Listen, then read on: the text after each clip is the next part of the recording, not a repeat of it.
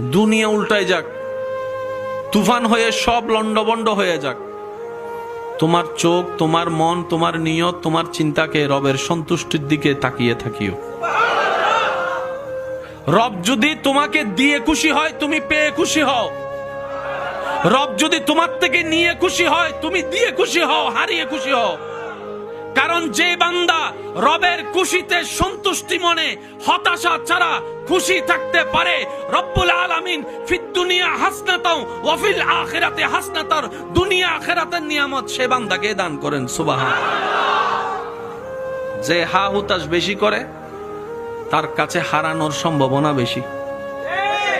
যে শুকরিয়া বেশি করে, ধৈর্য ধরে অপেক্ষা বেশি করে, নিয়ামত তার কাছে আসবেই বেশি। এটাই চিরন্তন বাস্তব সত্য। চিৎকার দিয়ে বলেন সুবহানাল্লাহ।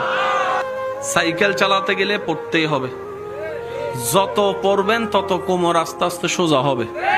কারণ সাইকেল, মোটরসাইকেল চালানোর মেইন শর্তের মধ্যে একটা শর্ত হচ্ছে কোমর কি রাখা, স্থির রাখা, সোজা রাখা। যারা পড়ে যায় তারা দেখবেন কোমর যদি নড়াচড়া করে ব্যালেন্স নষ্ট হয়ে যায়। যত পড়বেন ব্যথা পাবেন।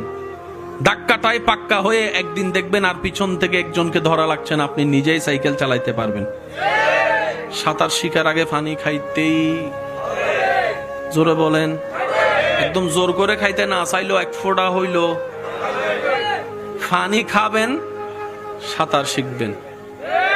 একটু জোরে বলেন না, ধাক্কা খাবেন।